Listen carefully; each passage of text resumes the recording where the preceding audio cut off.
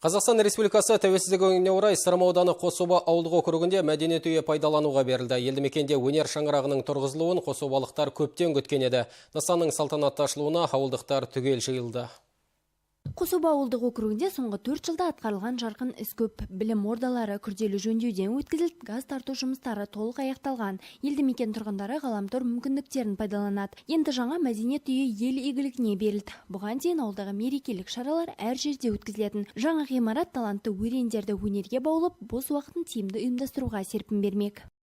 Тамаша үлкен әсем ғимараттың ішінде сол шараларды өткізіп, ауылдың мәдениетін көтеруге атсалысамыз дейміз.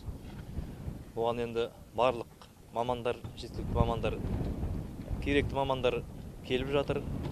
Аудандық мәдениет бөлімінен демалыс орталығы барлығын жабдықтап, мәдениет үйі барлық заманауи техникамен жабдықталған, барлығы да сақадай сай дейміз. Енді Ауылға ажар берген мәдениет үйі 6 айда салынып біткен. Нысан құрылысына жергілікті бюджеттен 90 миллион теңге қаржы бөлінген. Есть все для того, чтобы люди себя чувствовали. Мәдениет үйінде жастың да кәрінің де өзін жайлы сезінуіне бар жағдай жасалды. Алдағы уақытта мұнда барлық мерекелік шаралар ұйымдастырылып, өнерлі жас ұрпақ түлеп жатты деп сенемін. Құрылыс жұмыстарына 60 адам тартылды. Ауыл тұрғындары да атсалысты.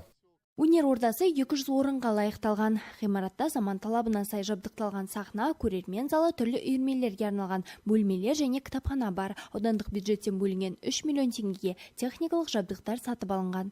Бірлесіп еңбек ету, осы елді көркейтуге жасап атқан еңбектердің арқасында болып атқан нәрсе.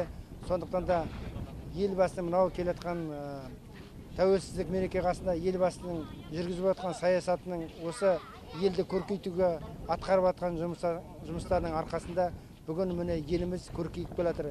Біз мақтанып айта аламыз, біз қаладан еш жеріміз кем емес. Кейін мәдениет үйінде құтты мекен Қособа атты мерекелік концерт ұйымдастырылды. Шараға алақандай ауылдан түлеп ұшқан әншілер, ақындар, жас өнерпаздар қатысты. Гүлдана Юпова, Бауыржан Шемерденұлы, Нұртай Батырғали, Ақжайық арнасы.